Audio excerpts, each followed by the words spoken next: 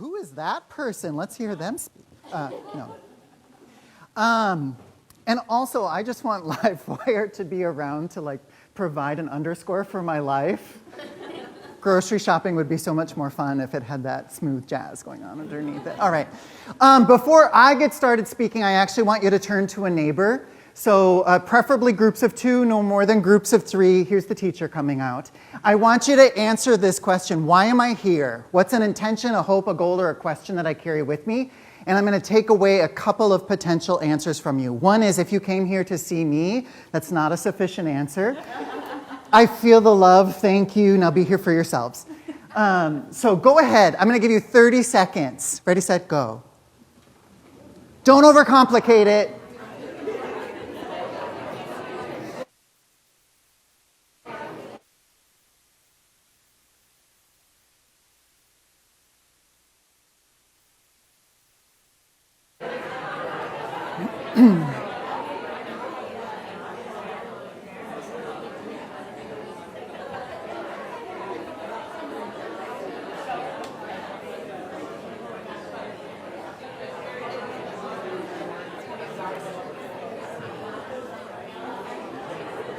Five more seconds.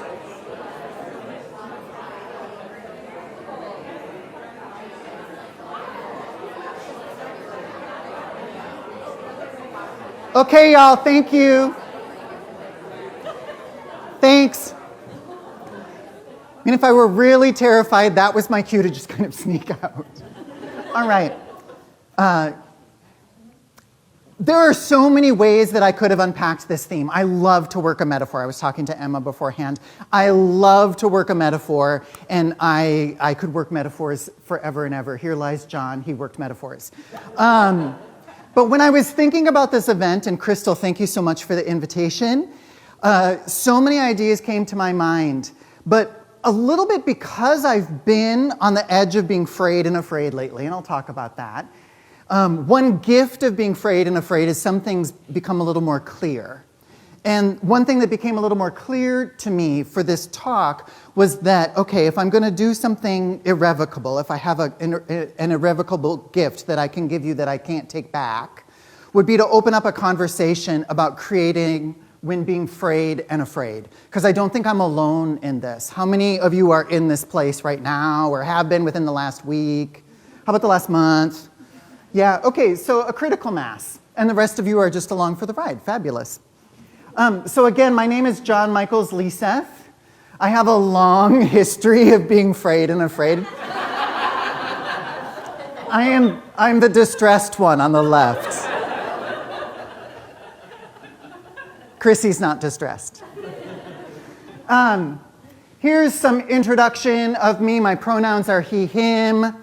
I do live with clinical anxiety and depression. That'll shape a little bit of what I'm talking about today. But earlier I asked you to think about why you were here. Here's why I'm here. Here's the knot at the end of the thread that I'm sewing. I want to enter into this conversation with you, so I'm especially looking forward to the open conversation afterwards. And then also, I want us to leave with more clarity, courage, and or solace. And that's true for me, and hopefully that's going to be true for at least one of you. My discipline in art making is theater. I do some knitting as well, which you'll see pictures of that. I don't actually work with thread all that much, so I had to stage pictures and borrow pictures. But what's so scary about directing anyway? Directing as a function was invented kind of late in the game. The theater making can happen without a director. What's a director do anyway? They give people notes and talk, right? What's so scary about directing? Oh, here's a start. Thank you. Yes, I did make this list, and I can send it to you later if you actually want to read it. I did make this list in order to be funny, but folks, these things actually are thoughts, questions, concerns that wake me up in the night sometimes, that trouble me and bother me, that disorient my artistic compass. And this is not a full list. I also want to talk about things that are larger than just kind of the art-making, creativity situation. I've had a couple of events in my life, and there are slides for two of them, and I'll talk about a third, that have caused me to be a little threadbare and have caused me to be a little afraid. Back in May 15th, I found out that on May 17th, my job that gave me great meaning and gave me great purpose, I found out that it was being eliminated due to budget cuts. And I understand that budget cuts are a reality, but it really took away the warp of the weaving, which is my life, for a moment. It was like, wait, what, right? So that's one of the contexts that I've been living in. Another is that this woman died. This is my mom. Patricia Ann Micheels Leiseth died August 13th, this past August. And while Mom had been living with dementia for maybe up to a decade, so it had been a process of losing, actually having someone die is a different kind of experience, right? It's a different kind of loss. So when I say that I've been living with being frayed and afraid, there are also these bigger contexts. The third one, I didn't make a slide for it. It's the outcome, it's the leading up to and the outcome of our recent election, which has caused for me and for some of my loved ones quite a bit of fear in terms of the protections for certain people who live on this land in this country. So those are the three larger contexts that I just wanted to kind of pop open for a moment and share with you that's part of my experience right now. Throughout my life, some things that I've learned about when I'm frayed and afraid, especially in terms of creativity, I have less energy. I have less energy to pick it up. I have less energy to keep going. I just have less energy. Secondly, I also have a hard time following the golden thread. And yes, I borrowed this phrase from others because it fit with the theme. I think of it more as like an internal compass or an intuitive foothold. And I also have less access to inventiveness. I think by nature, I tend to be a fairly inventive or innovative person. But when I'm frayed and afraid, I just have less access to being inventive. So I want to talk about these three things. My grandma, my mom's mom, Dorothy Schutz, is turning in her grave because I am showing you my bare heel in my sock. So I said earlier that there aren't many thread workers in my family. You'll see a picture of our younger kiddo, Phoenix's thread work at the very end of this presentation. I knew my two grandmas to do some thread work, but it was very functional and it was about repair. My mom's mom darned socks. That's what she did. She didn't mend other clothing, she darned socks. She had the little egg thing on the handle and she darned socks. So when I'm frayed and afraid, sometimes I ask myself, am I just too threadbare to continue on like this? Or do I have to focus my energy on filling in some of those holes in some way? One of the great resources, how many of you have read or picked up this book? I mean, it's been around for decades, so the number of people who have picked it up. How many of you have actually gone through the 12 weeks? Yes, the few, the proud. Julia Cameron wrote this after she'd been leading workshops about claiming and discovering creativity, especially for people living with addiction. So it's based on an AA, a 12-step model. It's a 12-week workshop. The only thing I'm going to share with you right now about it is her phrase of fill the well. What can we do to fill our creative well? Which might be going to a movie that you will find inspiring. It might be going to Savers and picking out a cozy sweater that you like the look of and it brings you joy, taking a bath, whatever it is. What is it that fills your well for creativity? In terms of having a harder time following the golden thread, another book I threw up here is Art and Fear. Has anybody read this one? The main point of this book is that when we're functioning from fear, it completely changes the way that we see things, make decisions. I did some study about this in terms of trauma, right? As a survivor of trauma, it reorients the way that we see things and experience things. So sometimes that inner compass of mine, or that golden thread, which I've found is used to talk about a lifeline, to talk about intuition, a through line of meaning, creative inspiration, strategic approach, or the narrative, if we're narrative workers, right? When I'm frayed and afraid, I have a harder time finding that thread. So instead, what I realized, thanks to my friend Heidi, who's sitting over there, and who's a weaver, is that I rely more on warp. Warp threads are these threads that provide the guidance, the structure for your weaving. You're working your material above and below, in and out, with the guidance of these threads. And here's Heidi's quote: "Warp provides foundational structure and integrity to the fabric." This last fall, I directed What the Constitution Means to Me when it happened at Theater B. And because I was frayed and afraid sometimes, including because how many people saw it? It was fabulous, right? Missy Teeters is amazing. The script is profound.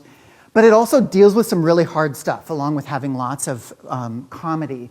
It deals with things like domestic violence, generational trauma, the ways in which our legal system does not actually protect all of we the people, right?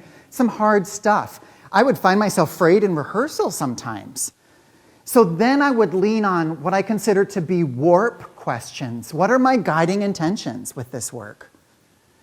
To whom or with whom are my guiding commitments? Who am I in this with? And then also, this is a helpful one for me as a theater maker, for whom is this creativity a gift? I learned this from Anne Bogart, one of my theater heroes. She considers all art making to come from a gift-giving impulse. And I love that. So for whom is this gift? So as we were working on this project, yes, of course, as the director, I wanted everybody in the audience to be transformed. I wanted everybody to have an amazing experience. I wanted everybody to talk about it. But really, at the end of the day, yes, I was prioritizing some members of that audience. And they were the survivors of domestic violence, the survivors of generational trauma, the people who are living with less rights because of their identities, their citizenship, the color of their skin, their gender, any of those things that can kind of put you further and further outside of the protections of our laws. Another way in which I can function when I'm having a hard time finding that golden thread is to borrow from others. And this is part of the reason why I do theater. Because I frequently get lost. I sat in this chair so that I wouldn't get lost between here and standing up to speak. One of the glories of working with theater is that you have travel companions. So at the beginning of theater processes, I most frequently work as a director in the last 20 years. I'll ask questions about, well, what is it that you want out of this process as an artist? What are your artistic goals, even before I speak? Because I know that as soon as I start talking, oftentimes there's a hierarchy and folks will displace whatever it is that they were thinking or dreaming or envisioning. Does that make sense? Yeah? So these are the notes, this is my pigeon scratching, of the first designer conversation for this play, What the Constitution Means to Me. Asking those artists to be primary artists, not interpretive artists, interpreting what I said or what's on the page, but primary artists. What is it that you want to make happen? What are you trying to do? Where are you at in your artistic journey? What's your relationship to this stuff that we get to work with, like yarn that one knits? So those are 3 things that I wanted to talk about in terms of the ways that being frayed and afraid can impact me as a creative or as an artist. I also want to talk about threading a space of repair and healing, because in my life, art making and creativity are healing intrinsically, inherently. So one of the things that I will do when I'm frayed and afraid is I will knit. I will make something. Aha, there's another row, right? There's something really satisfying about that. This is a fabulous, fabulous book called Waking by Matthew Sanford. This book made a big difference to me when I had survived the trauma of a kind of dramatic illness in terms of moving back into my own physical person. And this inspired my graduate studies into trauma. I also want to share with you 3 creative practices that I find invaluable to decrease and combat artistic anxiety in the moment, like for me in the rehearsal room, because I am at times anxious. One thing I asked us to all participate in already when I asked you that question in the beginning is to secure the start, which is like the knot that one makes. Yes, this is a stage picture. I didn't do anything with that thread. It's still sitting on that oak table. All right. Is to secure the start. So just like happened in What the Constitution Means to Me, here are my notes and talking with the designers of that project. From this play, This Random World, which was last spring at Theater B, these are my notes talking with the cast after the first read-through. Crystal and Mary were both in that cast, so their notes are here somewhere. Asking them how they responded to that script. Another great artistic gift that was given to me in terms of combating my anxiety was thanks to my friend, mentor, and former theater director, Julia Fisher. She's my favorite theater director I've ever worked with as an actor-creator. I was working on a collaborative creation, sometimes called devised theater. Theater created from the ground up, where everybody in the room is a primary artist creating the stuff. There's no script to begin with. I was directing probably my first devised piece, and I was super, super unhappy, and so was everybody else. And I sat down with my friend Julia as my mentor and said, help. And she asked me how it was going, and she asked me how I was functioning in the room, and she said, John, you are so empathetic, and you're so compassionate about working with these other people in the room and wanting them to have what they need, taking care of them. Can you think of yourself as facilitating the emerging work with the same kind of compassion and intention with which you are facilitating these other people? It's like a light bulb went off in my head. I was like, oh my gosh, that's radical. So I shifted my thinking. And all of a sudden I was able to function as a director much more cleanly and clearly because I was taking care of the baby of the work that was being born, right? Not that I no longer cared about the individuals in the room, but their wants and needs were contributing to this shared process, which we had intended to create together.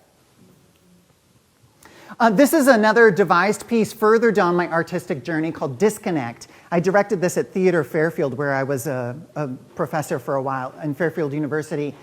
Disconnect, the grounding question for Disconnect was, how do the young adults that were creating the work, the students of Theater Fairfield, experience connection and disconnection from themselves, from each other, and from the wider world around them in a world that is increasingly fast-paced, layered with stimuli, and technologically mediated. And I invited them to create characters and experiences that were both autobiographical and fictional. So yes, this is a Post-it jacket with all of the tasks and reminders of the actress, Colleen, for her character, Claire. And this artist, Joy, created a character that did not have a name at first. Because as a BIPOC individual in a majority white institution and college and community, Joy didn't even know that her character would be known by a name. Created from that emerging work in the center, a juicy question. This can be the most tricky, I think, finding the courage to rip it. So if we know what's in the center, if we can identify our intentions, if we can focus on those central questions, we can take out the stuff that's not needed. This was my artistic home before Theater B became my artistic home. 15 had a theater lab in Minneapolis, Minnesota. It no longer exists. I was with this company for 10 years, and we largely did devised theater, so theater from the ground up. I directed this work, The Six Wives of Henry VIII, before Six, the musical, was ever around. And we would have invited previews a week before opening, and we would then take the stuff back into the rehearsal room. I cut 25% of this show a week before we opened. Because I took a step back in that invited preview and realized, no, it's too slow, there's too much language, it needs to feel breathless, it needs to feel dangerous. So I cut scenes, I layered things on top of each other. But I could only do that because I was honing in on what was at the center. The other thing that I wanted to share with you is that while, yes, there have been endings in my life recently, what's been affirmed is that in my own life, there's a through line of healing and whole-making. It's just part of who I am and who I've always been. And part of how I do that is as an artist. And somehow, the universe aligned in such a way that I am now the artistic director of Theater B as of this past August. The company's not had an artistic director since 2015, so this is a big change. And I'm like, oh, yeah, sure, I could do that, not only as an artist, but I have some skills for that. So what I want to end with is a message of hope that I shared this last week as a part of Trans Day of Hope. That's your cue, Ashley. Hi, my name is John Micheels Leiseth. My pronouns are he, him, and as of this past August, I serve as the artistic director of Theater B in Moorhead, Minnesota. I want to share with you 4 commitments from me and from Theater B as a part of this short video for Transgender Day of Hope. First, in the year 2025, Theater B will undergo strategic planning, and one of our main goals with this strategic planning process is to specify and deepen our commitment to equity, inclusion, access, and representation, including amongst all members of the LGBTQ community. Secondly, we are eyeball deep in planning our 25-26 season, so as we're picking those productions, we are asking ourselves, how are we living into that commitment? Thirdly, I direct theater productions, and at any audition process for any play I am directing, I welcome any performer of any gender to read for any role of any gender. And last but certainly not least, Theater B is excited to announce that House of Inferno has become the resident drag company at Theater B. So not only does House of Inferno have a new artistic home in Fargo, Moorhead, but Theater B has a fabulous new roommate. Check them out. All right, y'all. And there's the cross stitch of our younger kiddo, Phoenix. So time for some conversation. The reason I put this here is because there's always a little place to start this cross stitch. Might I move your chair? Sure. Into the center so You we can all bet. see you? Oops. Give a round of applause for John. That was amazing. Thanks, Vicky. Yes, absolutely. Thanks for listening. Yeah, so for this portion, what we like to do is, it's important, one of the best parts about Creative Mornings is that you get to hear from amazing speakers, but we also want to make sure that our speakers get to hear from the amazing people that are here as well. So we want to open up some questions. We are on Facebook Live, so if you have a question, feel free to just write that in the chat. Crystal in the back will gladly get that question asked. But before we do that, because I have the microphone, I get to ask my question first, and then we will open it up and let everyone else ask their question. So John, you had talked a little bit very briefly about this idea of creating this tapestry and kind of figuring out who this gift is for. Yeah. So personally, I work in music and I do a lot of different pieces and things there. And so I find myself making a lot of gifts, if you will, for other people. Yeah. But I'm kind of in this rut where I'm still trying to figure out, like, how do I make a gift for myself? Yeah. So what is something that you can share that can help a person who's still trying to figure that out, of reanalyzing that and really start to maybe give myself some gifts to re-inspire myself again? Oh, I think that's a fabulous question. You know, I've been in a similar circumstance actually with knitting. When I knit something, almost always I'm knitting it to give it to somebody else. But in the last couple of years, I've actually started knitting some things for myself. So some of the questions that I ask myself, I think, are pertinent. And one of them is, what do I want? Just on a very basic level. What do I find beautiful? What will I use? Where am I at now? Sometimes in my life, I think, including because I'm deeply empathetic and care about others being well, I've had to borrow from a sort of method of telling myself, if I were someone that I loved deeply, how would I treat myself in this situation? And that took years of practice. I think that's actually the bridge that helped me be clearer and more direct with how to gift myself. Yeah. Because of my nature and because of my home culture, I'm not supposed to gift myself. Right. What? Give it away, right? So I believed other people that loved me and said, okay, if I'm lovable by them, then if I treat myself like I love myself like they love me. Oh, does that help? Yeah. 100%. Yeah. Thank you for that. Yeah. That's great. Awesome. So we'll open it up for some questions. If anybody has any questions in the room. Otherwise, I have plenty, so don't be afraid. Anybody? Hopefully you're not just reeling from all those words. Yeah. Emma, you have a question?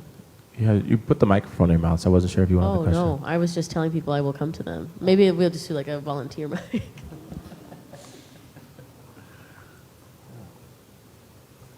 Well, if I can pick on somebody, Emma, can you hand the mic to this lady right there? Can you tell us what you're making? Oh, yeah. You're knitting over here. Yeah, you're knitting. I'm knitting a sock. Yeah. This is my friend Heidi, everybody. Hi, Heidi. I was just like, oh my gosh, she's knitting while we're talking about thread. How perfect. Yes.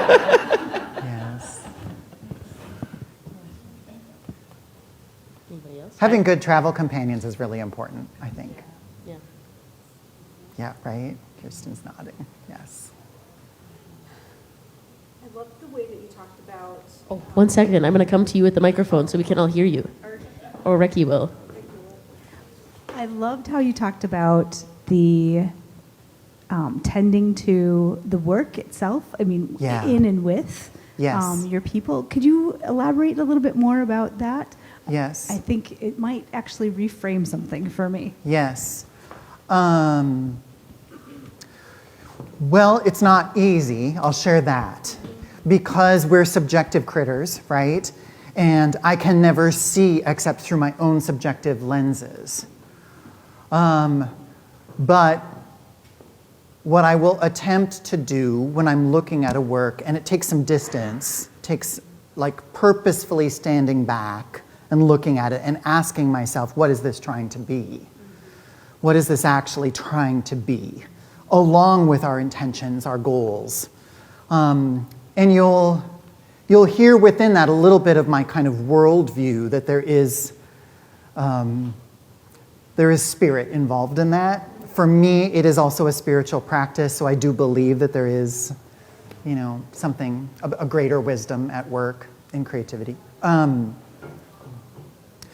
But I think one of the tools that one has to learn, that I've had to learn, is that stepping back possibility. And in order to do that, a couple things have to happen. I have to practice humility. And that is losing my belief that I always know best or that I have the answer. As a young theater director, I was really taught that that's what I was supposed to be and supposed to do. And as much as it didn't quite sit comfortably with me, I bought into it, hook, line, and sinker. And I've had to get rid of that over the years.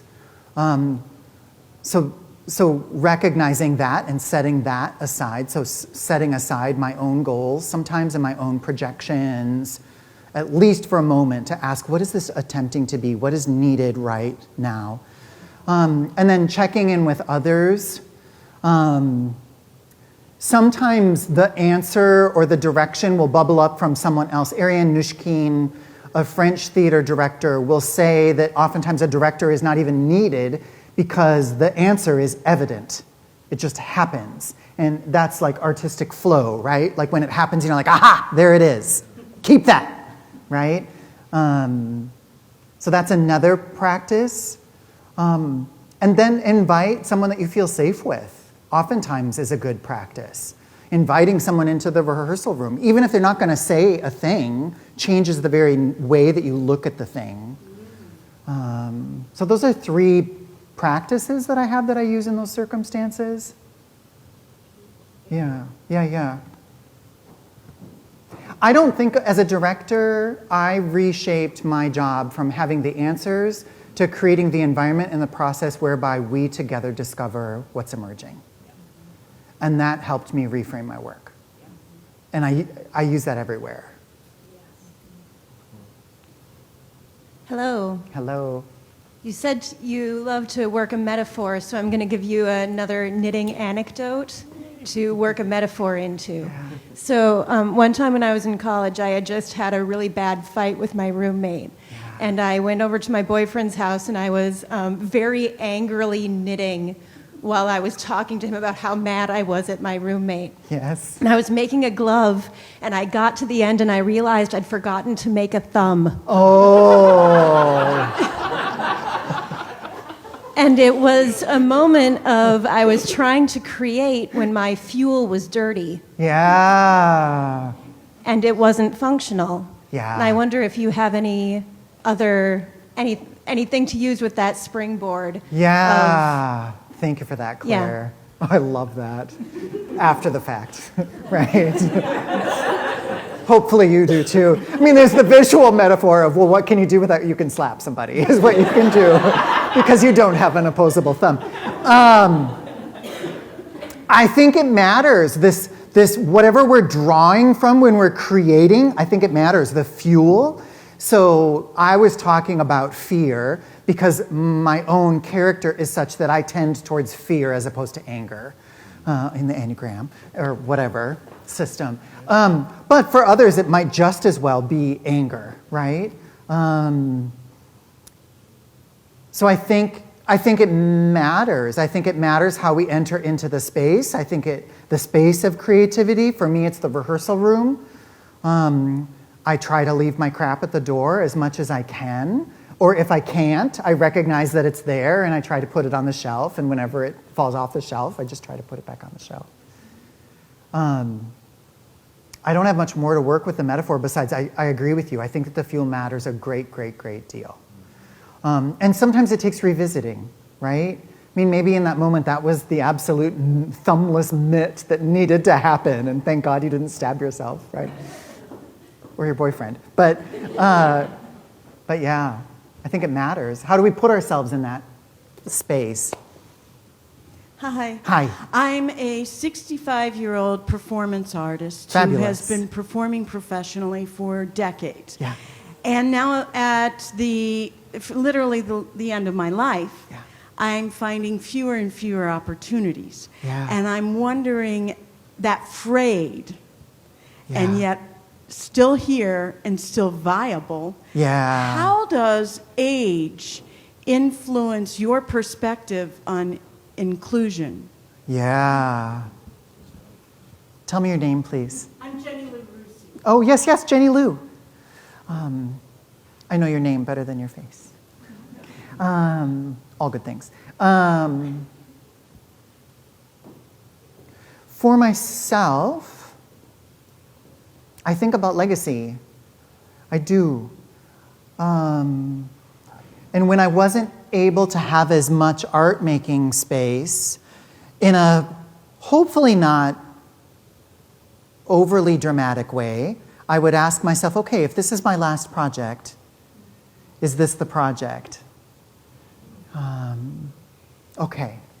Because time is valuable and energy is valuable. There's so many things we can do with it. And when I was younger, I just wanted to churn out. And not that the impulse to create is any quieter for me. You're nodding. But it is very different. So for myself, I think choicefully about what are the projects I say yes to. I mean, part of the tricky part with being a performer is that oftentimes you're looking for other people to create the circumstances. Unless you're a performer who creates your own circumstances. Fabulous. So there, you can create your own circumstances. I know that as a younger director, before people would hire me, right, they had to see my work. So I had to self-produce.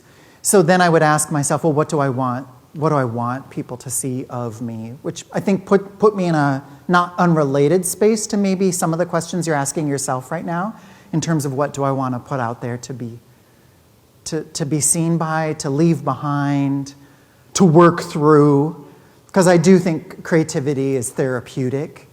Absolutely. That's my showing up to your question. I hope I've done so with integrity. Do you have a follow-up?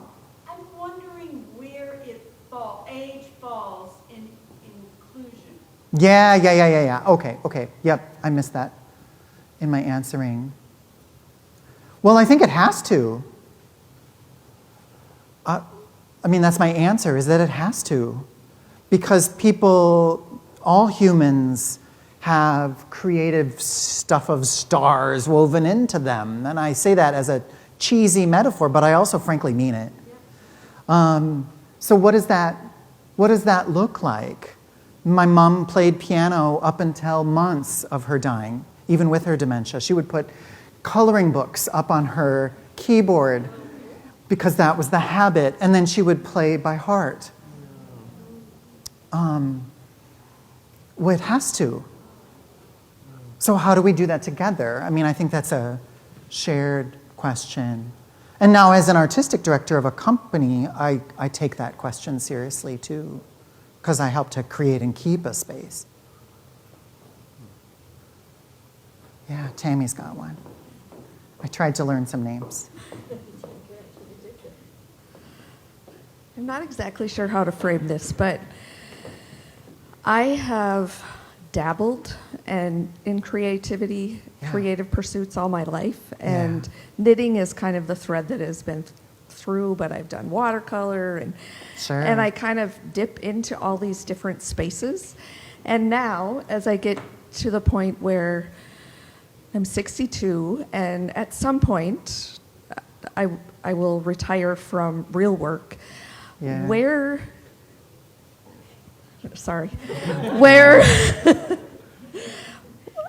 how do I figure out what comes next? How do I figure out where I can dive in and nurture that creativity? Because I know it's there, and I know it brings me great joy, but I get stuck, and I just kind of bounce around. Well, I grew up on a farm, and the earth needs fallow time. And I think creativity does too. And transitioning from a workaday life into a life where you get to pick what you do with your time and energy in a different kind of way is going to take tending and care as well.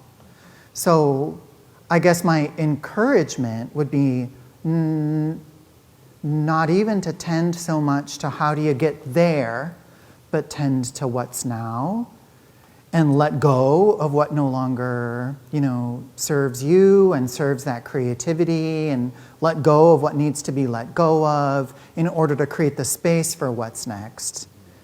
And then maybe just start simply with, again, those questions of, well, what do you find beautiful?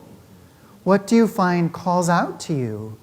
What are the stories that tug on you to be dealt with in whatever way? What is the vibe that you want to inhabit? I mean, create a sort of stockpile of inspirations. I mean, that's the way that I start a devised piece, and frankly, any piece of theater. I don't always share them, but I pool together inspiration from everywhere, from stories, from images, from music, from sound, from experiences. Just start filling the basket. That's interesting, because as you're talking, I'm thinking my whole life has been about creating a product. Yeah. And so when I'm doing creative things and I put them in a folder and they just sit there, it feels like, oh, well, that's kind of a waste. But it's really, as you talk, it's really not about the end product. It's about the journey. No, it's about filling the well. Yeah. We have time for one more, in case anybody wants to ask the final question. No pressure. Oh, perfect.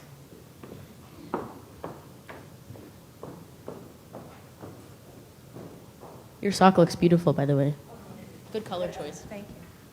So maybe this is a bit of a continuation on the last question, but I keep circling back in my mind to this idea of the gift of clarity. If you're feeling stuck, if you're feeling lost, if you're feeling intimidated, with the idea of wanting to do something new. that's creative, and you're not used to doing that. And also thinking in the context of somebody who may be working more in isolation and doesn't necessarily have the warped structure of that community that you talked about quite a bit. Yeah. What are ways for people to find clarity if they're just feeling like, where the heck do I start? Yeah. I think so much of creativity borrows from an apprenticeship model.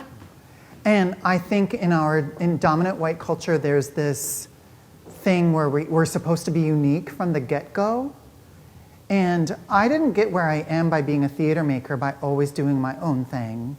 And I've, if I'm a musician, I've done my scales.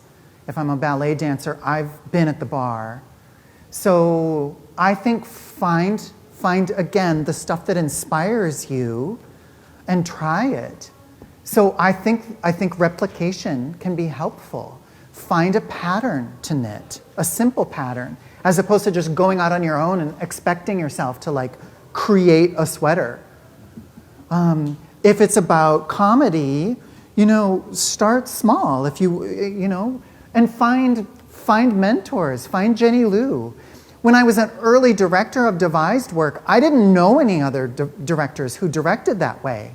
I thought that I was doing it wrong, right? I thought that I was just failing in some ways. I found books.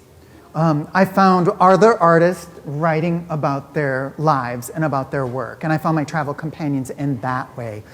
I mean, if it had been the time of YouTube, I'm sure I would have scoured YouTube. So I think, again, finding what you find is beautiful. I find Heidi's printmaking beautiful, so I've asked Heidi to help me with printmaking a little bit. I'm such a novice beginner. Maybe someday I'll get to more printmaking, but that's my edge of I'm too embarrassed to show you it, right? Well, let's give another round of applause for John. That was amazing. Thank you, sincerely. Yeah, thank you. So we have a few more pieces that we have left. So I'm going to invite my co-host Emma to come back up, and we just want to share some things with you all before we get you on out of here for some more connection. Thank you so much, John, for joining us. Thank you to all of you for not leaving when you realized that our coffee didn't make it here this morning. So we apologize for that, but we appreciate you sticking around despite the coffee, and we're really proud of you for all drinking water, okay? Honestly, we probably could have used that more than the coffee itself. So before we go, we like to give extra opportunities for us all to spend time together. We love to debunk the myth that there is nothing to do here in Fargo Moorhead, because there is just an abundance of activities happening in our community. So I'll kick off my list, and then Ricky, if you wouldn't mind sharing yours. So the holiday sweater I'm currently wearing is an ode to opening day of Chris Kindle Market. For those of you who don't know, I work at Folkways. It is a community nonprofit. We host events where you belong. So I was really excited about your terminology of belonging in your bio. We invite you all to join. It is a European-inspired holiday market. It is this Friday to Sunday and next Friday to Sunday. So when you've decided you don't want to spend time with your families in your homes anymore, you can come hang out with me at the Fargo Civic Center. You can't miss me. I'll be wearing elf ears and a big poofy blue skirt. Oh yeah. I forgot them. I was going to wear them this morning, but I left them at the Civic. I also want to plug the Plains Art Museum does noon holiday concerts. They're starting here December 9th. It's really lovely. They do them in the lobby, to my understanding, and then they'll have a lunch created by Chef Sarah Watson. And then my final plug for an event is December 5th. Junkyard is doing a fundraiser for a group in town called Trail Builders. They build bike trails on our community, like walking and bike paths that aren't generally maintained by Fargo or Moorhead Parks, and their equipment got stolen. Which is a really big bummer. So if you have time on December 5th, I would encourage you to pop by Junkyard and give them a literal cheers and help them fundraise that equipment back again, because they do really good. I think it's the West Fargo one, or Moorhead. Yeah, you can find it on Facebook. It's been a really long week, so I made it as far as checking Junkyard. I can give you that much. I believe in your critical skills. But if you find it, let me know, okay? But I found it on Facebook as a tip to you. I will be there. It's on my calendar. I don't know which one. Ricky. Yes. So if you're like me, the holidays are a lot, and I have a lot of family and other things, and there's a lot of responsibility. So the two things I have suggestions for as to be entertained and to self-mutilate. I mean, self-inflict. I mean, just put myself out there to do other things. So the thing that's entertaining that I'm super excited about is Theater B. Of course, I'm going to plug it because John is here, but also just in general, I've seen four. I've seen 4 absolutely hilarious plays that I've ever seen, and they have all been at Theater B. So whenever they have like comedy shows, I am absolutely making time to go see. So this next upcoming one that they have coming is going to be hilarious, and it is called Miracle on South Division Street. It starts on December 6th and it goes to the 22nd. It is super funny.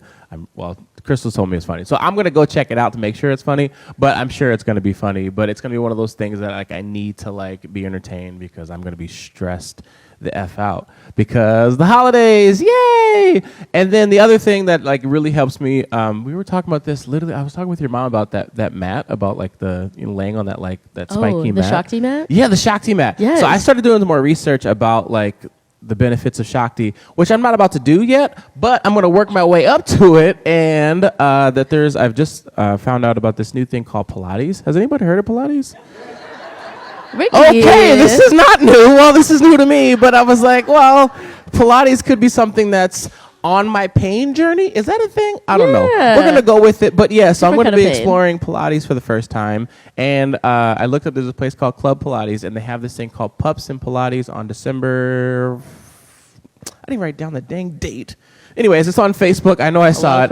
But it's Pups and Pilates. So For Love of Dog is going to have like puppies. And that's going to be like my transition to like be like, all right, well, I'm going to play with these cute dogs. And then I'm going to stretch it out, I guess. I don't know. I have no idea what even Pilates is about. I just saw TikTok, I swear to God. But anyways, there's going to be a lot of really cute things. But For Love of Dog is doing this Pups and Pilates. There's a pay-as-you-will donation. Whatever date that is, it's at 4:30. So I'm really excited to go just look at some puppies and try to give myself some pain because apparently that's a thing. I feel like these are great insights on our personal lives. I know. I realize I'm doing that right now. I'm like, oh, these are all strangers. That's cool. Perfect. So December 5th, you come hang out with us at Junkyard, and then December 6th, you go hang out with our friends at Theater B. Perfect. Well, thank you so much for joining us this morning. Despite our lack of coffee, we are eternally grateful. Before we go, one last time, we want to give a thank you to our sponsors, which is the Livewire team, Studio Freshly, Serial, Marvin, NDSCS Fargo, the Downtown Community Partnership, the Plains Art Museum, our dear lovely hosts, and the Kilbourne Group for making this event possible. Each month, we again invite you to hang out afterwards to join the curatorial team. Maybe we meet on the stage. You can sit in the seats if you want. So if you're hoping to join that tour, come on up here. But if you're heading out, no worries. We will see you December 19th for our next event where the theme is cycle. So thanks for hanging out with us this Friday. Enjoy the rest of your weekends. Go and be creative, everyone. See you next month. Thank you.